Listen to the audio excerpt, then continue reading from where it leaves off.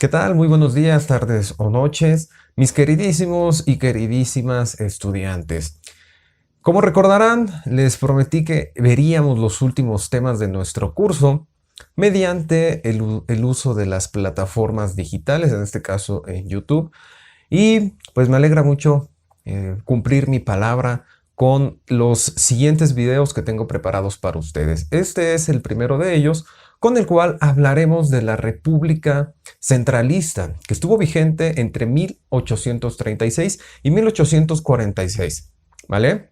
Ustedes serán capaces de responder preguntas como esta de aquí,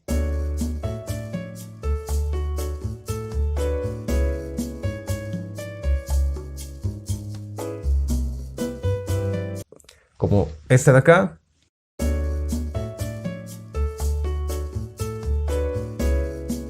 o las que van a aparecer a continuación, ¿vale? Les pido que pongan pausa para que las puedan leer con calma, de manera muy atenta, y después continuar con el video.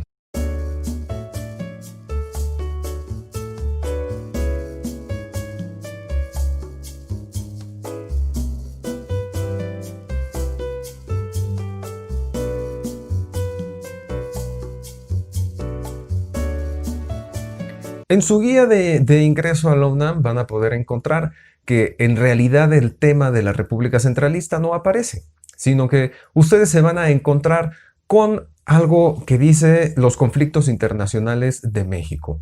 Entonces, se refiere a los conflictos internacionales de la primera mitad del siglo XIX mexicano, y todos ellos le tocaron a la República Centralista, ¿vale?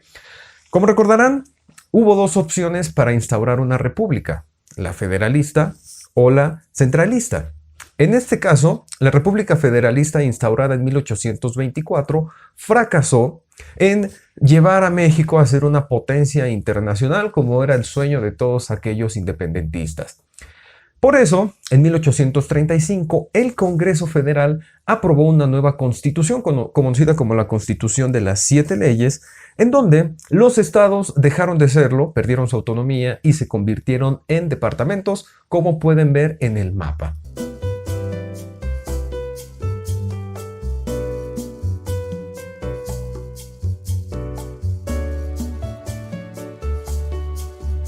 Ahora, ¿qué más sucedió en aquellos años? La hacienda pública fue centralizada. Quiere decir que la recaudación de impuestos pasó de estar en manos de cada una de las localidades y se comenzó a administrar por parte de la capital. También vamos a encontrarnos que el periodo presidencial aumentó a 8 años y que el voto dejó de ser popular y se limitó únicamente para un sector de la sociedad, que eran aquellos propietarios, ¿de acuerdo? Por último, vamos a encontrar la creación de un cuarto poder, el conocido como el Supremo Poder Conservador. Entonces, ¿qué pasó en la República Centralista? Los mexicanos estaban muy confiados en que se saldría de todos los baches políticos y económicos, y sorpresa.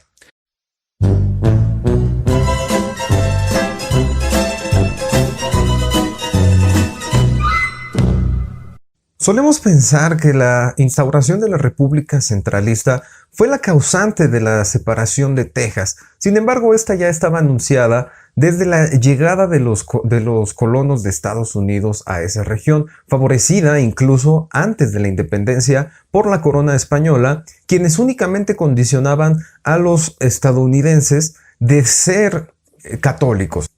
Esta política la van a mantener los mexicanos una vez independizados, con la esperanza de poder habitar esos lejanos territorios. También esperaban que los estadounidenses que llegaban a colonizar esas tierras fueran leales. La lejanía del territorio tejano no permitió que el gobierno mexicano regulara la entrada de estadounidenses esclavistas y protestantes a territorio tejano, y con ello, pues prácticamente las leyes mexicanas no aplicaban en Texas. Es por ello también que se comienza a buscar la manera de regular jurídicamente a los tejanos, y eso es algo que los va a molestar muchísimo, ya que estaban acostumbrados a vivir bajo sus propias reglas. En 1835, después de las intenciones del gobierno mexicano de abolir la esclavitud en todo el país, los tejanos comenzaron una rebelión, la cual va a intentar ser sofocada por el general Antonio López de Santa Anna, el personaje favorito de los mexicanos del siglo XIX, al menos en la primera mitad. Inició una persecución de este dichoso gobierno independentista y en un descuido en la batalla de San Jacinto va a caer prisionero, dando paso a la firma del Tratado de Velasco, con el cual podemos pensar que México reconoce la independencia de Texas. El 6 de marzo de 1836, los tejanos declararon oficialmente su independencia. Sin embargo, pues no va a ser así. Los mexicanos se van a empeñar en que Texas continúe siendo uno de los estados de la República. Y por ello, les vamos a aplicar un Fernando VII, que como recordarán tampoco quiso reconocer la independencia de los mexicanos en 1821.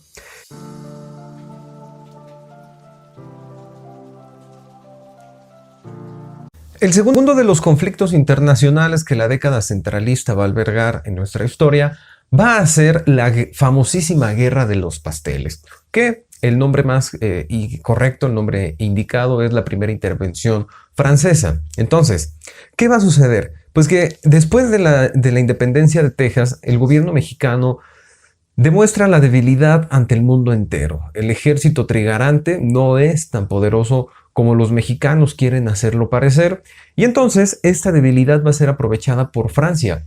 En realidad no se trata únicamente de las reclamaciones de un pastelero, son varias las reclamaciones de comerciantes originarios de Francia que vinieron a invertir en México.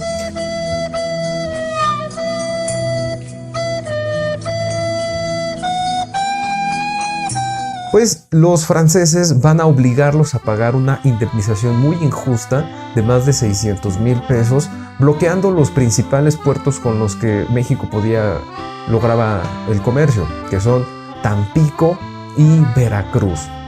Aquí una de las cosas también más interesantes es que Santa Anna, quien había sido humillado después de su actuación en Texas, intentó recobrar la popularidad de la población mexicana. Ya saben que le encantaban las fanfarrias, que le gustaba muchísimo el confeti y todo aquello. Y pues bueno, él es el que le hace frente a los franceses en el puerto de Veracruz. Sin embargo, lo único que va a ganar Antonio López de Santa Anna es el apodo del 15 uñas, porque le van a volar la pierna. Y esto, curiosamente, le va a ayudar a recuperar el amor de los mexicanos. Ya saben que los mexicanos como que estamos acostumbrados a sentir feo por aquellas personas que pierden, ¿no? Entonces, tal vez lástima, no lo sé, pero nuevamente aparece en la vida pública Antonio López de Santa Anna, el cual, como veremos más adelante, le va a tocar otra guerra, la última de las guerras contra el extranjero, en la primera mitad del siglo XIX mexicano, que es nada más y nada menos que la guerra contra los Estados Unidos de América, nuestros vecinos del norte.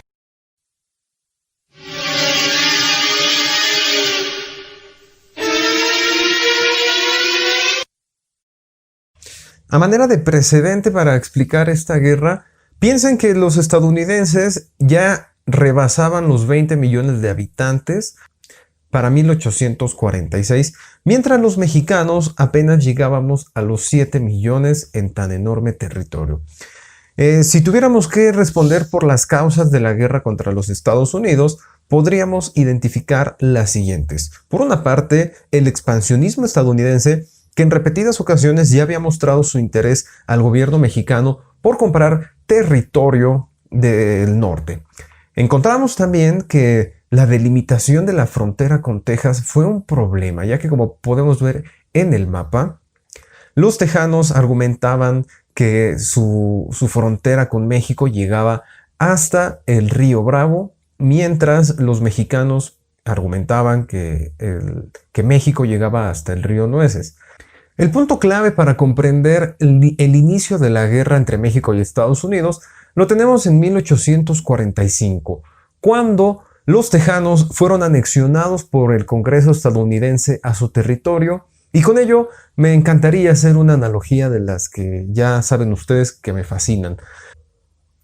México era ese país en quiebra, en constantes conflictos, muy violento, que se negaba a que Texas lo dejara. Es esta pareja tóxica, mientras en el horizonte los tejanos veían el esplendor de los estadounidenses, un país guapetón con una economía sólida. Y en 1845, pues vamos a ver que esa buena relación que se había llevado entre México y Estados Unidos desde la independencia, pues se va a romper, se va a quebrar.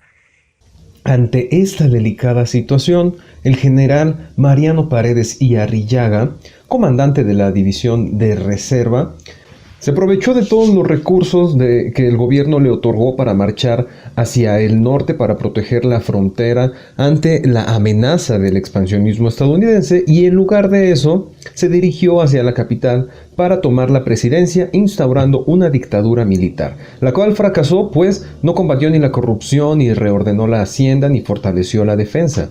Es por ello que en Guadalajara estalló un movimiento federalista. Mientras todo esto sucedía, en el norte, el ejército norteamericano iba avanzando sobre territorio mexicano, como lo podemos apreciar en el mapa. Y en lugar de enfrentarse a los estadounidenses, el general Mariano Paredes utilizó al ejército para combatir a los federalistas. Paredes estaba también evitando que estallara la guerra contra los Estados Unidos, la cual todavía no era oficial, pero el presidente James K. Polk estaba decidido a adquirir California a cualquier costo.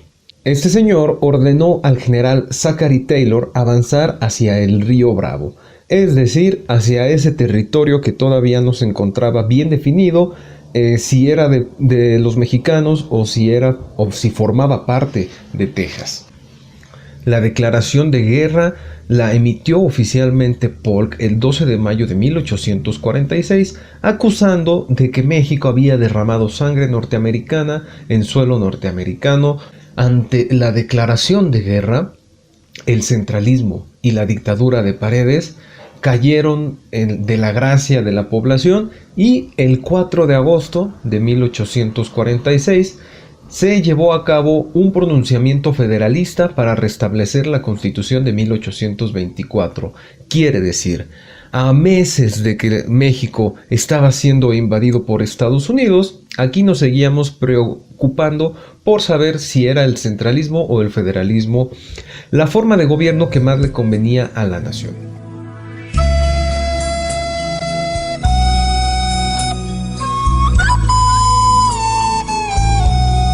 ¿Qué vamos a encontrar una vez que se haya instaurado el federalismo?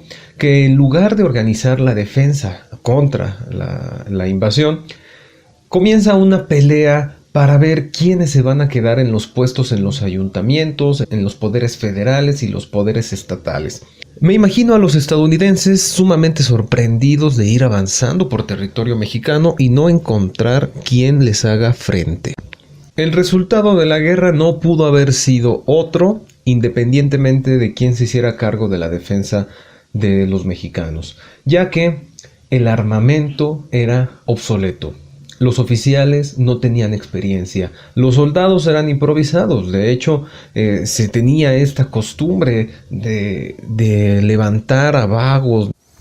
Y una vez que nuestro querido y amado México mágico se encontraba listo para la guerra, pues el encargado de llevar la defensa fue nada más y nada menos que nuestro flamante general Antonio López de Santana, quien apenas se pudo reunir un ejército bastante improvisado y se pudo llevar a cabo un solo frente, a diferencia de los estadounidenses que llegaron por diferentes partes, siendo especialmente el frente de Veracruz, el cual una vez desembarcando va a tomar la ciudad de Puebla. Después de la ciudad de Puebla se abren las puertas de la Ciudad de México, y es así como, para no hacer el cuento largo, después de esa famosísima batalla de Chapultepec, en donde vamos a tener uno de los episodios más famosos de nuestra historia, que es la defensa heroica de esos niños que no eran tan niños, pero que sí fueron héroes para nuestra historia patria. El 13 de septiembre se pierde la batalla de Chapultepec y para el 15 de septiembre de 1847, los estadounidenses ya se encontraban ondeando la bandera de las barras y de las estrellas en Palacio Nacional. Santa Anna abandonó el país al darse cuenta que la guerra había sido perdida y se dirigió hacia Colombia. Las voces expansionistas en Estados Unidos clamaban que se anexara a todo el territorio mexicano. Sin embargo, el encargado de llevar las negociaciones por parte del país vecino era Nicolás Tris, quien declararía más tarde que sintió pena por el desarrollo de la guerra, la cual fue sin duda muy injusta. Entonces incluso le va a mencionar a su familia la vergüenza que lo había invadido. En todas las conferencias, la iniquidad de la guerra como un abuso de poder de nuestra parte, refiriéndose a los Estados Unidos. Es por ello que el Tratado de Guadalupe Hidalgo, firmado muy cerquita de donde yo vivo, aquí de la Villa de Guadalupe, va a ser el que oficialmente México vende los territorios del norte, de la Alta California, de Nuevo México, y a cambio va a recibir 15 millones de pesos de compensación. Y bueno, es así como termina. Por aquí les voy a dejar una maravillosa imagen que va a dar el resumen de este conflicto armado.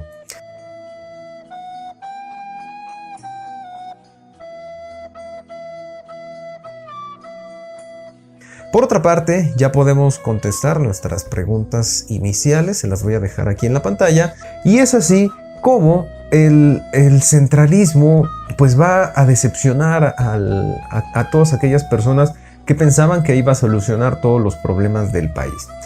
Bueno, eso ha sido todo en este tema.